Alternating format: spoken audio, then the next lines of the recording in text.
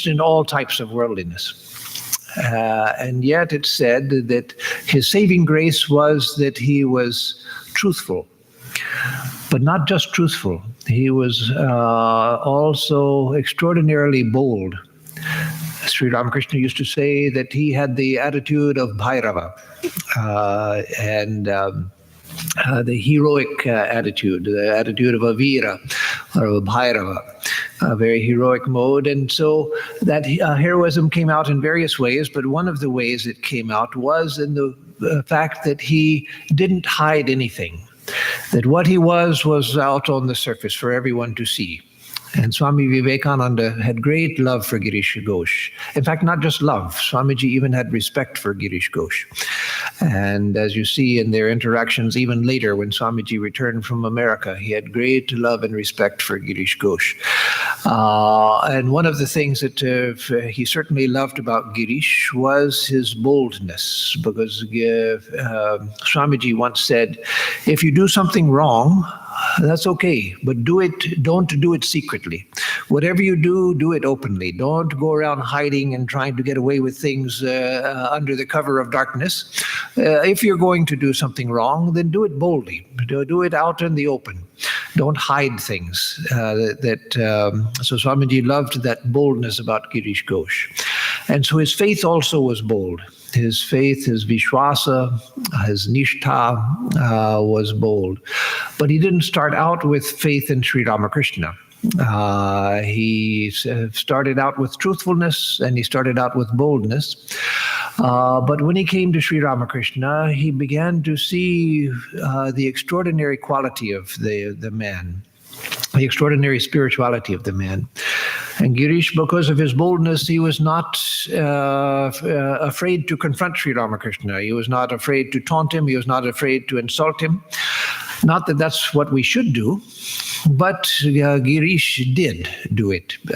He could insult Sri Ramakrishna, and sometimes he came to Dakshineshwar intoxicated, heavily drunk, and then he would give Sri Ramakrishna all sorts of gali, all sorts of scolding, and say foul words to him and so forth. But gradually Sri Ramakrishna absorbed all of it. Not that Sri Ramakrishna accepted abuse from a standpoint of weakness. No, there was nothing weak about Sri Ramakrishna. But he saw the mettle of Girish, and he recognized that he had superior qualities of character. And so he smiled. Again, he didn't cower in front of Girish. He smiled as a mother would with a two-year-old child who's going through the terrible twos, as we call it in English. And so he was patient with Girish and permitted Girish to get away with things that others wouldn't think of trying to get away with. And so that boldness and truthfulness came to play in the development of his Vishwasa, of his faith. When Girish had come to recognize Sri Ramakrishna's great spirituality and Sri Ramakrishna's great love, which accepted him in a way that nobody else did. Other people, society people, were shocked at Girish Ghosh's sinfulness, worldliness, etc. But Sri Ramakrishna wasn't shocked at anything. And that I've come to recognize as one of the great characteristics of superior spiritual people, is that they're unshockable. Unshockable. There are many religious people and spiritual people of secondary caliber who are easily shocked at everything. And don't want to hear that, or like that. Don't. That's too much for me to hear. I don't want to hear these things. But a superior spiritual person is not shocked by anything. You can tell them your deepest secrets, and they don't judge you. They're not shocked at it. They are able to understand the human condition. And so Girish saw that in Sri Ramakrishna, that he was unshockable, even when Girish tried to shock him, tried to insult him. Once even Girish Ghosh started giving Sri Ramakrishna gali, cursing at Sri Ramakrishna. And Sri Ramakrishna said even worse words to Girish. And so Girish tried even worse words, and Sri Ramakrishna had even worse words than that. And so then Girish said that even in gali, you are my master. So, just as Sri Ramakrishna taught him to bow down to him. At first, when Girish would come, he would namaskar like this with his head held high. And after some time of that, when Girish would come, Girish would go like that, and Sri Ramakrishna would go like this. And then Girish would bow down, and then Sri Ramakrishna would go like that. Until finally Sri Ramakrishna had bowed before him, and then Girish also learned to bow before Sri Ramakrishna that way. So Girish, it was his truthfulness and boldness, again, as I was saying, that brought him faith. When he began to recognize Sri Ramakrishna's great spirituality and recognize that Sri Ramakrishna had the ability to save him, that is, to lift him up from the ocean of samsara, to lift him up and to liberate him.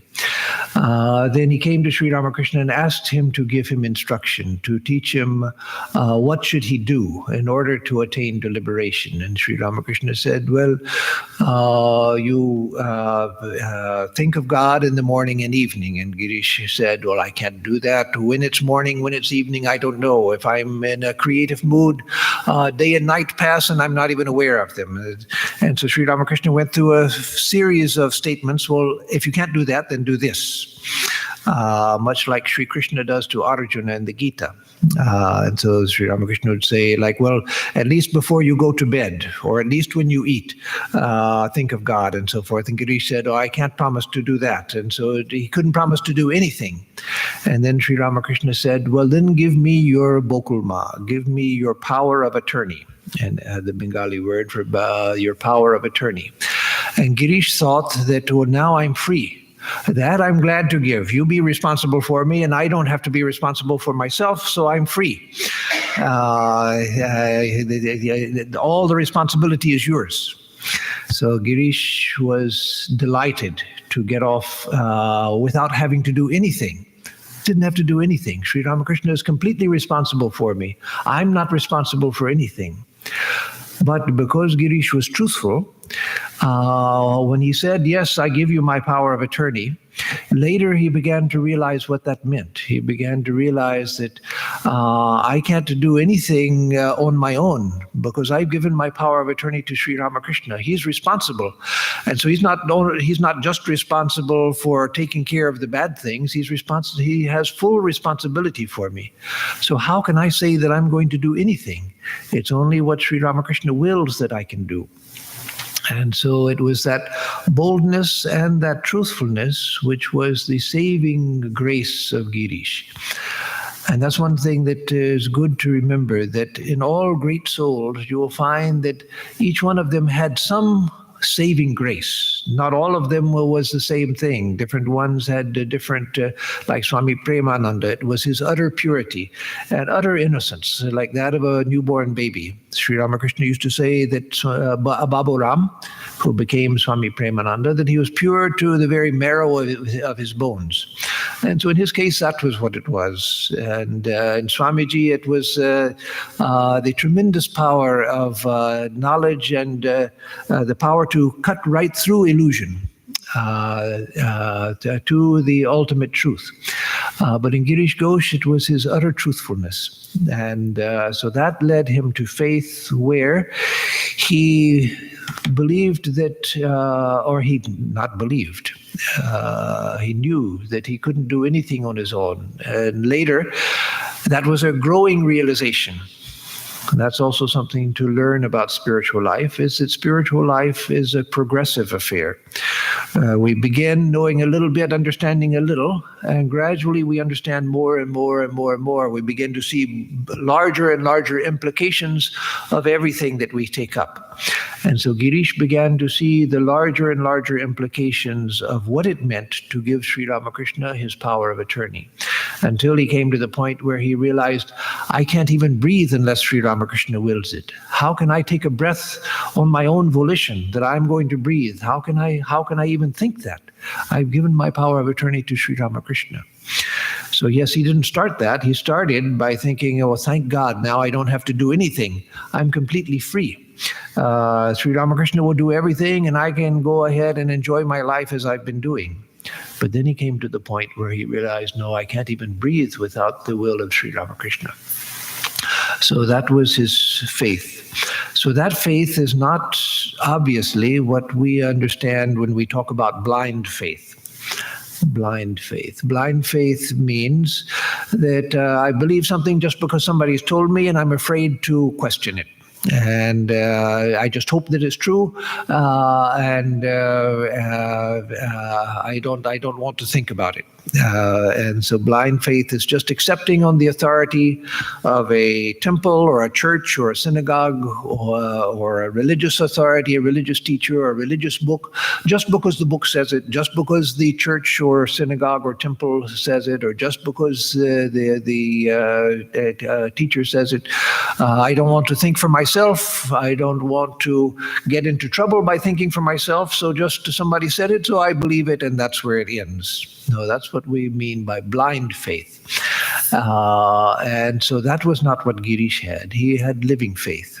He had the faith which Rabindranath Tagore said that the faith is the early morning bird who begins to sing before the sun has risen, before the first light of the sun has come. The early morning bird that knows the sun is going to rise.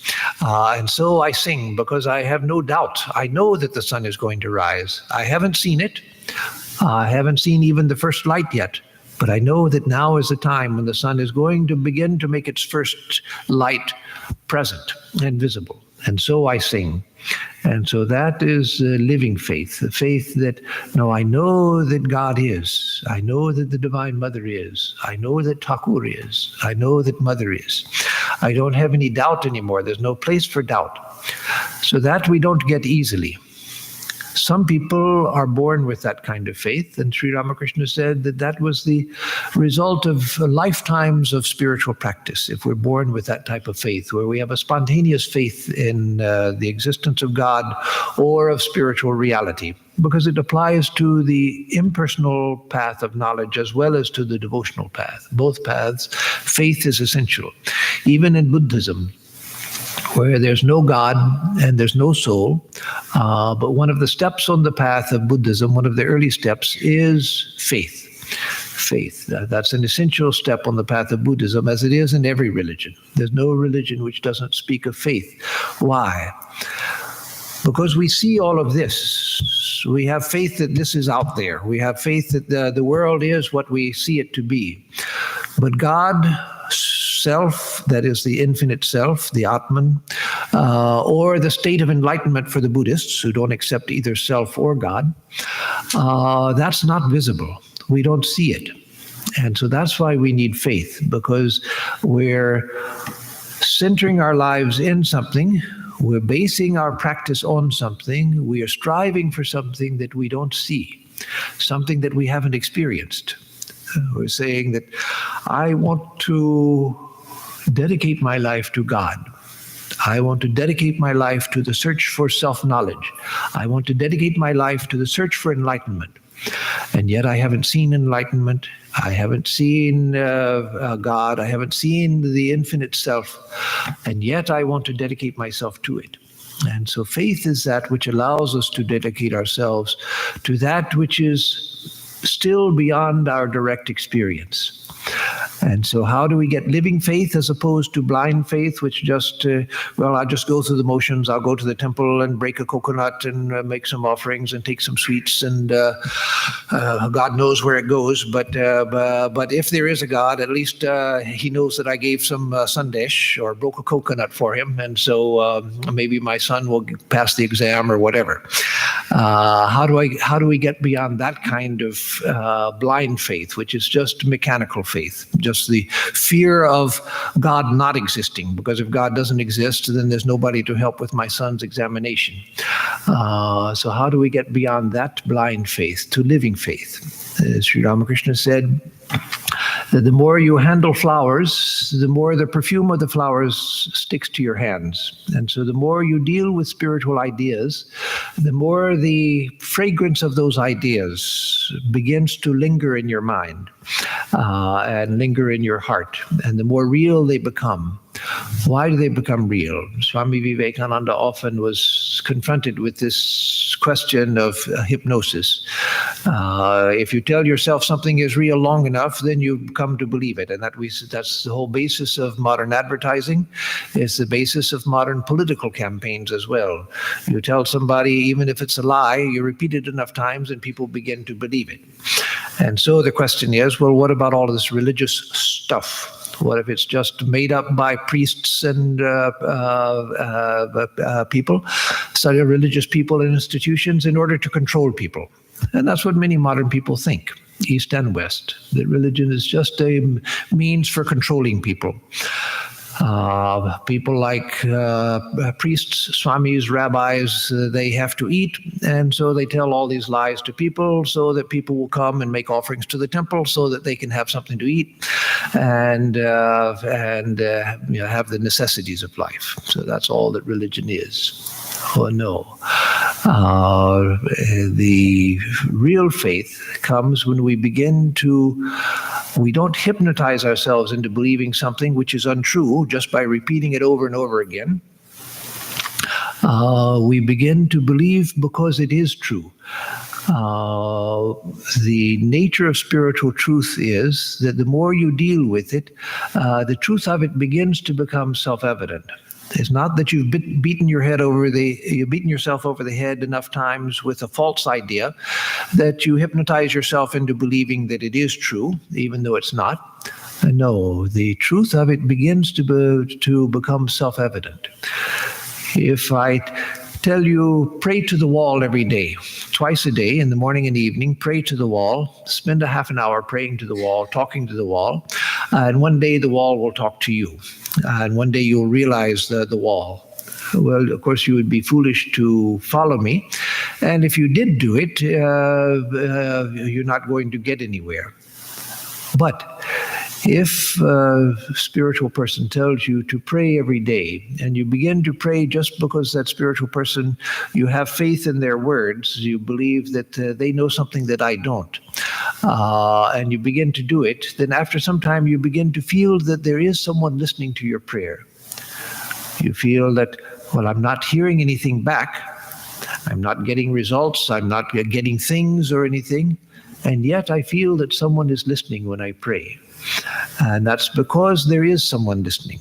It's because the spiritual reality is true. And that is the truth of our own nature. It's the truth of the universe. It's the truth of everything. And so as we engage with spiritual truth, the truth of it begins to reveal itself, begins to become clearer and clearer. We begin to feel that, yes, this is doing something. Even though I don't feel I'm getting anywhere, still I know that something is happening. I can't tell what it is, I can't say what it is, but something is happening. And so that's the beginning of faith. And as we go further, we begin to see more and more that no, spirituality is true. God is true. God listens. The self, the luminous self, is true. And so if I continue with it, then I'll go deeper and deeper into it. More and more of it will be revealed. And so that's the nature of faith. Faith is a deep conviction that comes after thinking about something, but thinking about spiritual truth, studying it, questioning it, doubting and practicing and so forth. Gradually the truth of it becomes more and more a matter of conviction. Whereas if I tell you to talk to the wall every day, then soon you'll realize that, well, Swami is just crazy, and that does nothing. So that's the difference between spiritual truth, repeating spiritual truth, and repeating a hypnotic formula just in order to deaden the mind so that the mind accepts whatever is told to it. The spiritual mind becomes more and more integrated. The spiritual mind becomes stronger and stronger. It becomes clearer and clearer, whereas the hypnotized mind is a passive mind, a mind which has been beaten by the suggestion of the hypnotist until it gives in. It's a state of passivity, but not the spiritual mind. So let me say a little bit more about faith, and then I'll ask for another question. That is that we have to have several types of faith.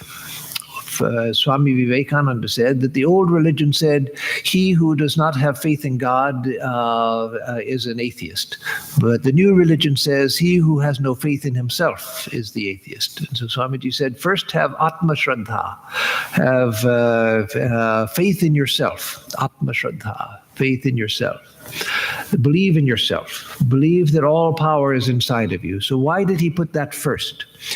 It's the same reason that Sri Krishna puts it first in the Bhagavad Gita when he begins to teach Arjuna in the second chapter. It's why he puts it first in the second chapter. It's the main emphasis in the second chapter. And it was Swamiji's first emphasis in his teachings. Believe in yourself. Because if you don't believe in yourself, you can't do anything else. It's belief in yourself which gives you the strength to do everything else. It's that which gives you the conviction that, no, I can. I can. So Swamiji used to say, Buddha was a man, he attained enlightenment. I too am a man, I too can attain enlightenment. And so to have that kind of faith. So we have to have faith in ourselves. Faith that the all power, all knowledge, everything is inside of me. The purpose of a teacher, whether it's in secular education or spiritual education, the only purpose of a teacher is to call out the inner teacher. A teacher can't pour knowledge into you. A teacher calls knowledge up within yourself, knowledge which wells up within you. That was something that used to mystify me when I was junior high school and through high school. I loved mathematics and I was good at math.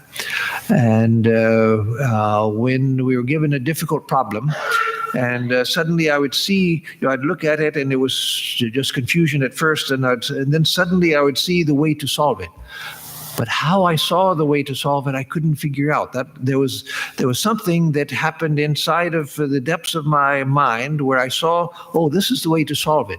But it wasn't like a syllogism in logic where Socrates is a man, all men are mortal, Socrates is a man, therefore Socrates is mortal. Where there was a process like this. No, I'd look at the problem, it'd be confusing, and then suddenly I'd see, oh, this goes with this and that, and this is the way to work it out. And then I would be amazed. I'd raise my hand to answer the question, to give the solution. And I'd see 2 or 3 other kids in the class also raising their hand at a similar time. And I would think, my goodness, I don't even know how I got it. How did they get it? But it's because knowledge is inside. The teacher only calls the knowledge out from inside. And so we have to have faith in ourselves, that all knowledge and all power is inside. Then we have to have faith in the universe itself.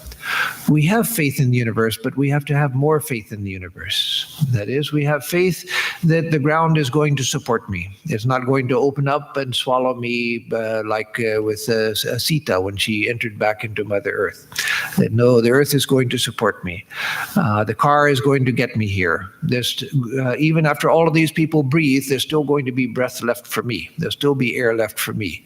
All of these things, basic faith which allows us to go about our activities is there. But we have to have a higher faith in the universe. And that is not just that the universe will work, because sometimes it doesn't. Some of you have been to our retreat in Olima in Northern California. And there in Olima, you can see where the San Andreas fault line runs through the property. There's a huge, like a very wide ditch that goes down for like 200 feet or something like that wide, where the San Andreas fault runs through. And back in the famous 1906 earthquake in San Francisco, the land belonged to a rancher, what's now our retreat, a rancher. He was bringing in his cows from the pasture when suddenly the earthquake hit. And when this tremendous earthquake hit, which devastated San Francisco and everything around San Francisco, he felt the earthquake and he looked back to look at the cows. And there, where the fault line is, the earth opened up and one of his cows dropped in and the earth closed back up. And so sometimes the universe belies our faith, practical, pragmatic faith that the earth is going to hold me. Sometimes it doesn't. But we have to have a higher faith in the universe. That is, that that which I need, the universe is going to provide. Whatever I need, the universe will provide for me. that if something is not being provided to me that I think that I need, there's some reason why either it's not time yet or I don't really need it. Either it's not the time yet, I have to struggle some more before I get it, or I don't really need it. I'm looking for the wrong thing in the wrong way. And so to have faith that the universe will provide for me that which I need, and to have faith that the universe is not my enemy. Yes, there's of course in the scriptures and in the teachings of Sri Ramakrishna Swamiji, Jesus, Buddha, everybody, the teaching that to beware of the world, to beware of samsara, to escape from samsara. But that's a different thing.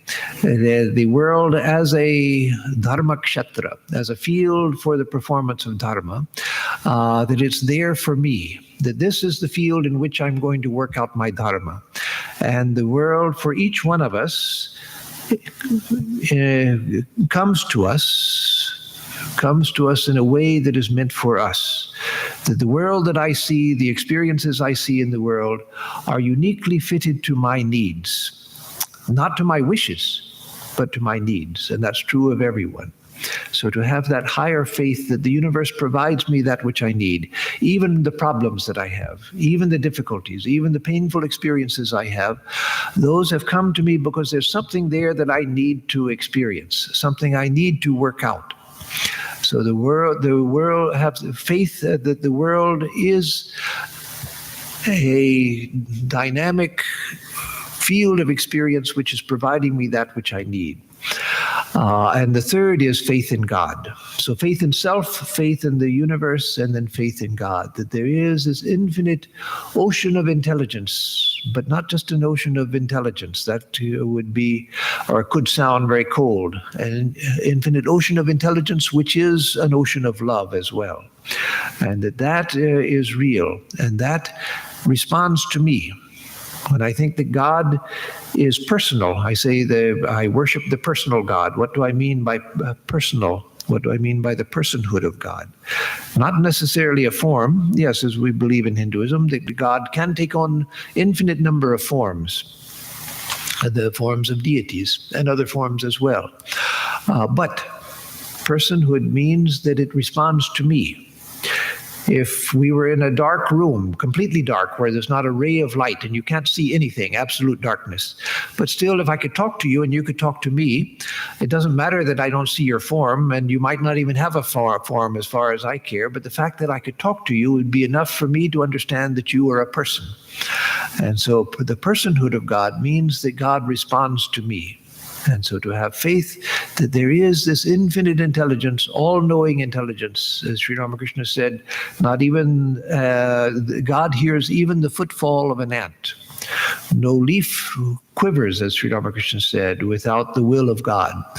That God is ever-present, all-knowing, and all-loving. And all I have to do is to learn to direct my attention to God. As Sri Ramakrishna said, if you take one step towards God, God will come 10 steps towards you. So all we need to do is to learn to turn our attention towards God.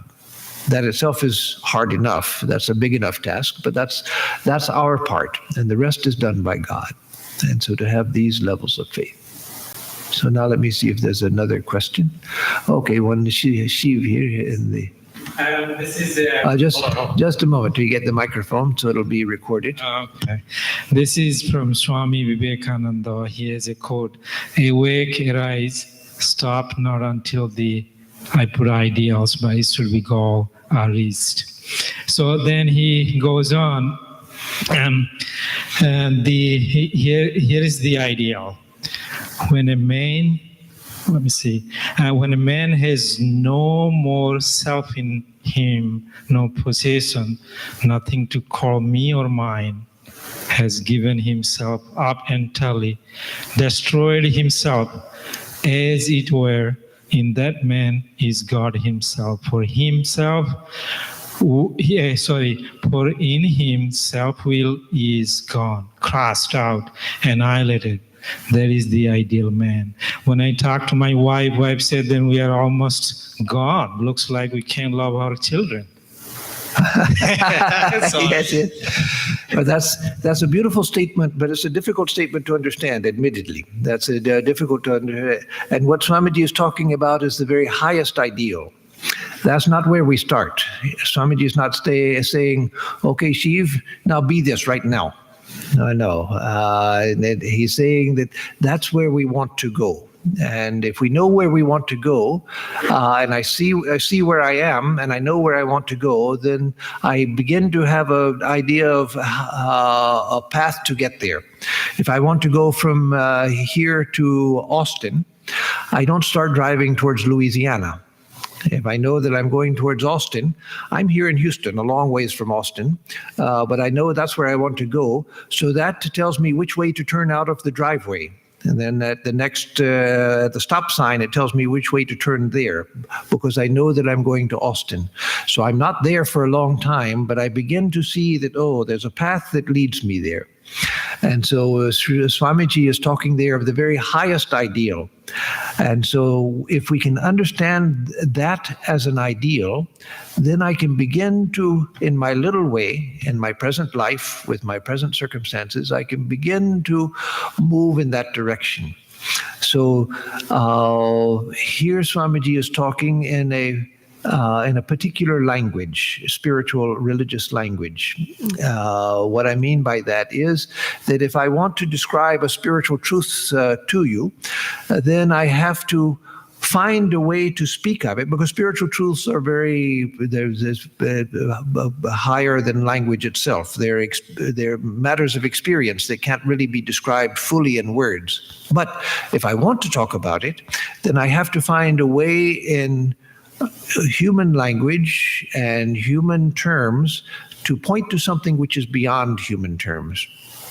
And so one way of doing that, there are many ways of doing it, but I'll talk of two general ways, and then within those there are different ways. One way is positive language. And so to speak of realize your oneness with God, realize that you are one with God, realize your union with God, realize that that inside of you is all power, that the self in you is the infinite. Just know it to be the infinite, and go beyond all limitations and become one with the universe. So that's high talk also, but it's positive talk. Another way of talking of it is the talk of negation, and that is of self-negation, self-abnegation. That get rid of self, get rid of all self-will, get rid of yourself, empty yourself completely, and then only God will remain. The two are talking about the same thing, but from different, going in different directions. Within us, there are two tendencies, which can be perverse or they can be virtuous. One is a negative tendency and the other is a positive tendency. The negative tendency, when it's perverse, is I hate myself, I want to destroy myself, I just want to die, I wish that I weren't me. That wish to be free of the burden of this Swami Atmarupananda. I'm just sick of him, I don't want to be him anymore, I just want to get rid of him. Another is also perverse, is to say that I'm the greatest person in the world and I want everybody to subject themselves to me, and I'm so good and everybody else should bow down to me, and I'm great and I want other people to recognize my greatness, and I want to dominate over other people, I want to possess everything, I want to enjoy everything for me.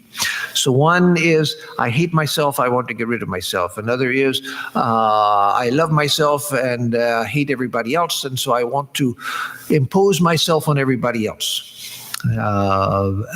So this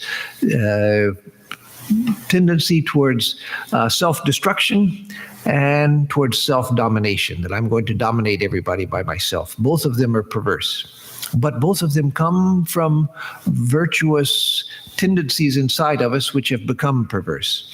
The negative, that I hate myself, I want to be rid of myself, is based on the recognition that this this person that I think I am is full of so many limitations. I want to go beyond those limitations. I don't want to live with the burden of this small, little, weak, fallible self. So I want to get rid of this limited self. And the other, in its virtuous, is that something within me knows that I am the center of the universe, not Swami Atmarupananda, not the ego, but there is something within me which is great, something within me which is grand, something within me which is glorious. I want to know that. So Sri Ramakrishna said, no, not Sri Ramakrishna, Girish Ghosh, when we were talking about in the first question.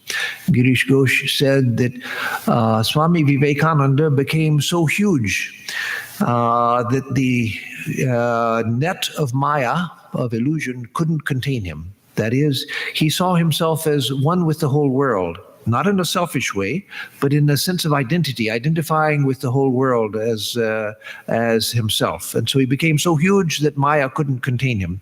And Nag Mahashaya, another disciple of Sri Ramakrishna from Bangladesh, now Bangladesh, he became so small through humility that he easily went through the holes in the net of Maya. So it illustrates the two ways, one of negation of the self and the other of identifying the self with the infinite. And both are good. Both are good. And the same person sometimes feels both ways, one at one time, the other way at another time. So Meister Eckhart, a great Christian mystic, a German Christian mystic of the 13th and 14th century. His life spanned the two. He said in one of his most beautiful sermons called Blessed Are the Poor, he took up that statement of Christ in the Beatitudes, that blessed are the poor in spirit, for they shall inherit the kingdom of God. Gosh, I forget what the conclusion is. Blessed are the poor in spirit, for theirs is the kingdom of God, something like that. And so he said, what does it mean to be poor in spirit? What does it mean to be poor in spirit? Jesus doesn't say just blessed are the poor. No, poverty is just a condition that you don't have any money. But blessed are the poor in spirit. So Meister Eckhart said, what does it mean to be poor in spirit? It means that you have nothing for yourself, not material things, but no sense of that these are my possessions. You have no sense of possession. But he says it goes further than that. Blessed are the poor in spirit. How far can you go with poverty of spirit? Not just that nothing belongs to me. Nothing belongs to me. Everything belongs to God. Nothing belongs to me. If I use a house, if I use a car, if I use money, that's not mine. It belongs to God. I'm poor in spirit. Nothing belongs to me. And so again, how far can I go with that? He said that so far that you don't even retain a place for God to dwell within you. If you so much as think that, well, God is inside of me, then still you're not poor in spirit, because you are there and God is inside of you. So get rid of even that, and then only God remains. But then he says what? Then he says, then you go beyond God and all that belongs to God. You realize that you were, you are, and will be forevermore, that you become the eternal reality itself. That if you realize that you are so poor in spirit that you have nothing, not even a place for God to dwell in, that even that you don't retain for yourself, that then your spirit becomes infinite. And so the two tendencies meet at the same point. If you become completely empty of yourself, if you have no self-will, no possessions, no idea of self, all of that is empty, so that only God remains, then God who remains is you. Then your individuality is gone. So again, this is talking about a very high state. This is not something that I can jump into this weekend or next weekend when I have a little extra time, or something that my wife, if I had a wife, my wife would need to be afraid of that. Who knows if Swami is going to disappear into the infinite tomorrow, and then what happened to my husband? No, this is the very end of spiritual life, the very highest state of spiritual life. If I can come to it in this life, then that will be the greatest blessing, and I'll recognize it as the greatest blessing, and others will also recognize it as the greatest blessing. But I don't do that immediately just by saying, okay, Swami Vivekananda said that, so now I'm going to do it. No, I see that. I try to understand, what does he mean by that? What does that mean? And then I begin to see, well, what can I do to go towards that? He says that I should kill out all self-will in myself, that I should be completely gone. So what I can do is to begin to de-emphasize my ego. The ego, which is always imposing itself on everybody, saying, "Oh, everybody should do what I want them to do," and "No, you have to listen to me, and you have to do what I want, and I want this, and I want that, and I want to increase my ownership of everything." No, I can begin to develop what's true humility. Not I'm no good, I hate myself. Not that kind of false humility, but true humility, which means emptiness of self. So Swami Vivekananda, people who knew him, he was so great, so powerful, so intelligent, and yet people said he was the most humble of people, because he had true humility, because there was no little person inside of him that felt insulted by people and tried to insult other people. No, the little person had disappeared.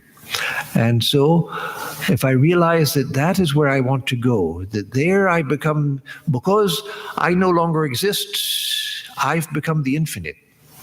It's a paradox. It's a contradiction in human language, built into human language and built into human thought. But it's a spiritual truth that if I become completely empty of self and self-will, then I don't disappear. This little self disappears, but I become the infinite self and realize that that is who I really was all of the time. It was because I held on to this little individuality that wants to impose itself on others and wants other people to listen to me and to obey me and all of that. When I let go of that, then fully, completely, then I realize, no, I am the infinite self. Rumi, the great Persian poet, or he wasn't actually from Iran, but he wrote in Persian. One of the great spiritual poets of the world, whom all of you have heard of, surely. He said, "What have I ever lost by dying? I was mineral, and I died, and I became plant. I was plant, and I died, and I became animal. I was animal, and I died, and I became man. I was man and I died and I became God." So whenever I die to my present form, I become something greater. So if I die to myself, and that's what Jesus says in the New Testament. Jesus says the same thing, and St. Paul says the same thing in the Christian Bible. That unless a man dies to himself, he cannot be born into the kingdom. That's the whole idea of taking up your cross and follow me. What is the cross? It's where you sacrifice self. It doesn't mean take up your cross and have somebody put nails into your hands. No, that's not what Jesus is saying, that go get a physical cross, carry it somewhere, and then ask somebody to nail you to it. No. To pick up your cross means to sacrifice yourself. Sacrifice the self. Why? Sacrifice the self. Why? Not because you hate yourself, but by sacrificing yourself, as Rumi says, I never lose anything by dying. By dying to the small, I become the vast. Rumi says in that same poem that a drop trembles at the thought of falling into the ocean. But the drop falls into the ocean, and what happens to it? The drop dies, but it dies by becoming the ocean. The drop becomes the ocean. So again and again he asks in the poem, what have I ever lost by dying? So by dying to self, I become everything. By dying to self, I lose only the small. I lose only limitation. I become the vast. So again, if I understand that, It doesn't mean that no, I have to stop doing everything that I'm doing. No, it means that I get a new orientation. That no longer is life about imposing myself and trying to outcompete everybody else. No, I realize that no, the self is more and more I find opportunities for self-surrender. And I find by that I become free. And to tie this to the previous question, when Girish Ghosh, that we were talking about, when Sri Ramakrishna said, "Give me your power of attorney," he realized that by giving Sri Ramakrishna his power of attorney that he was becoming free. But he understood freedom in the wrong way. He understood freedom to mean, well, now let him bother about spiritual practice. I don't have to do anything. Now I can eat, drink, and go to brothels and do all of the things that I was doing and enjoy myself, have all of the pleasures that I was having, and just have a good time. I don't have to worry about anything. But later he realized that no, giving the power of attorney means that I have no self-will. And that by doing that, I'm really free. I'm completely free. I don't have to do anything. I don't have to do anything because it's only God who does everything. And so by being true to that, I'm completely free. And so by being empty of self, I realize that there's nothing else that I have to do, nothing else that I have to realize, nothing else that I have to gain. Because the little self we understand then is only limitation. The little self is only limitation. If I get rid of the little self, then the big self remains. And so Swamiji, again, coming back to language, as I said at the beginning of your question, answer to your question, Swamiji is using negative language. Oftentimes, Swamiji, most often, he used positive language. That realize that you are the infinite, realize that you are God, realize that you and the universe are one. But there's also a place for the negative language and for the negative approach also. They get rid of self. We take a two-pronged approach by realizing that if I get rid of the small self, the infinite self remains, and that's who I really am. What does this self do, this person of Swami Atmarupananda or Shiv or whomever, what does it do? This personhood limits the infinite consciousness. It says, I'm a little person separate from everything else, separate from this, separate from this, separate from everything else. I'm this little person who has a little bit of understanding in a vast ocean of darkness, of misunderstanding and ignorance. I have just a little mind with a little bit of intelligence. I understand a few things and a vast amount of things I don't understand. As Einstein and Newton both realized that they were playing with pebbles on the shore of the ocean of knowledge. They're just playing with pebbles. The ocean of knowledge is there. People think that Newton and Einstein were examples of some of the greatest geniuses the world has ever seen. But they knew, because they were geniuses, they knew that they knew nothing. They're playing with a few pebbles, but the vast ocean of knowledge was being left behind by them.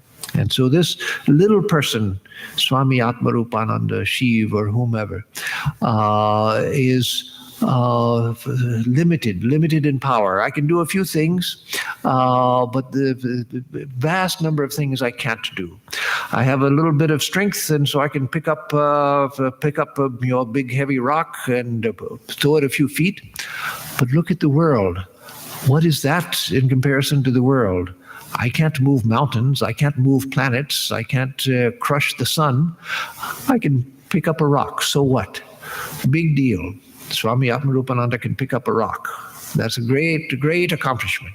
Great accomplishment. I can dig a little bit in the garden. That's a great accomplishment. Great accomplishment. Dig a little bit in the garden. That's a wonderful thing. Congratulations, Swami Atmarupananda. You dug up some dirt in the garden. What a wonderful thing. What a tremendous accomplishment you've done. No, it's all limitation. Limitation in action, limitation in understanding, limitation in will, limitation in existence. I'm limited to this little thing which can be crushed out. I was just go across the street and step in front of a bus that I didn't see, and I'm obliterated. my life is gone. So this is limitation on all sides. So if I can get rid of this, then and realize who I really am, then I realize the infinite. So there are two ways of looking at it. One is by realizing the infinite, identifying with the infinite, and the other is, let me get rid of self. Let me get rid of self. Let me get rid of self. Let me forget about self. And then the more I can do that, the bigger I become. Swami Vivekananda says in other places, in line with what you beautifully read, he says that I do the work where there's no thought of self is the best work. You work best when there's no thought of self, and that's true. That's true. When there's no thought of self, that doesn't mean not talking the highest self, meaning this little self. When I'm not thinking about myself, then I'm doing the best work. When I'm only concerned about myself, then my work is very limited and very fraught with problems. And so, again, we take these two attitudes. And if you see in Swamiji that he swings between these two attitudes. Most often he speaks of the positive, because that's what people need most. But he also shows the negative as well, because sometimes that's what we need as well. So I'll stop here and stop with questions because the time is up. And let me give a closing chant, and then I'll give announcements, and then we'll have Arati.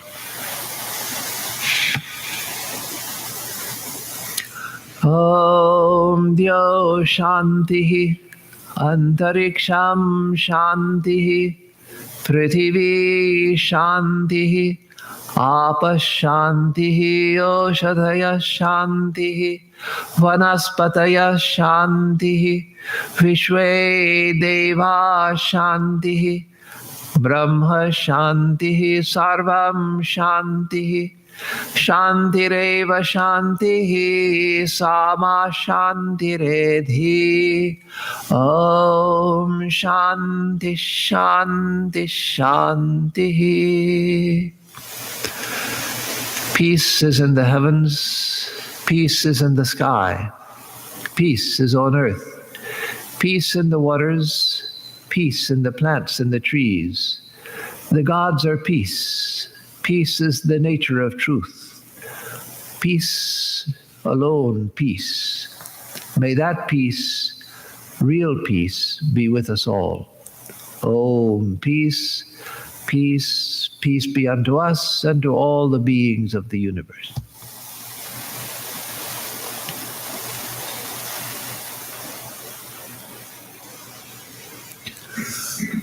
So for announcements, on Tuesday we'll have the Gita class as usual at 7:30 in the evening. All are welcome to it. Thursday morning we'll have the Gospel of Sri Ramakrishna class as usual, to which all are welcome, at 11 o'clock in the morning. And on Friday, Swami Tadananda, the head of our center in the Fiji Islands, he'll be coming on a visit to the United States from Fiji. And so he's coming here on this coming Friday. And so Friday evening at 7:30, we'll have a simple informal satsang. No big program, but a simple satsang where you can meet him. He'll talk a little bit. You can ask him questions, etc. So those of you who can, please come on Friday at 7:30 for a special program. Then on Saturday, we have the monthly meditation class at 11 o'clock in the morning, and the monthly Ram Nam at 6 o'clock in the evening. So Saturday, there will be the meditation class at 11 and the Ram Nam at 6 p.m. And then Sunday, Swami Tadananda will speak. He's doing some very interesting work in Fiji. And so he asked me for a topic to speak on. So I said, why don't you tell us about the projects you have in Fiji in a way that's useful to people, not just, well, we do this and we do that, but the vision behind the projects that he has. Some wonderful work that's being done in Fiji. And so he will tell us about that on next Sunday. So those are the announcements for now. So we'll have Arati.